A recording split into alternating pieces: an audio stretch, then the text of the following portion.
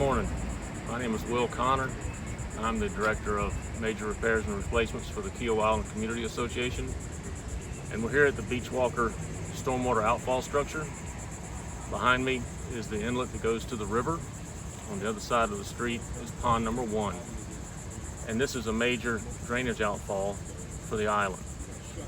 The other major outfall is the canvasback fishing dock outfall, which is identical in structure to this one. And these two structures handle about 3/4 of the storm drainage on the island. And they're important when we have a storm coming to generate excess capacity in the system to hold all that rainwater and sometimes tide water. We'll open these gates and drop the pond levels, thus creating more capacity.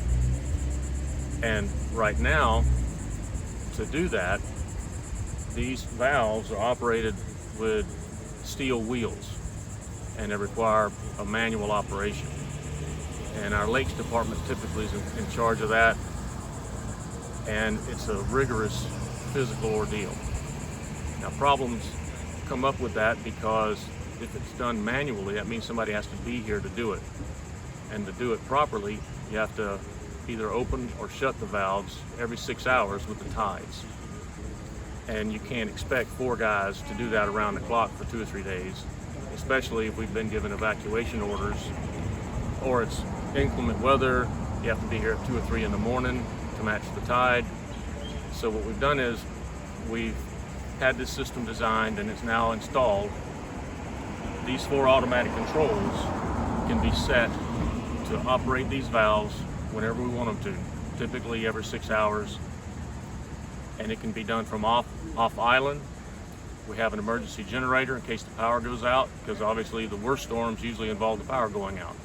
So we've got a 500-gallon propane tank prepared to operate these valves as we need them to, and we can do it from off-site. Good morning, my name is Matt Hill and I'm the Lakes Management Supervisor for KICA. As Will mentioned earlier, this system is going to be automated. What that is going to allow us to do is manage these gates remotely. That will help my team greatly. Traditionally, we have to go around and manually operate these wheels and these gate structures.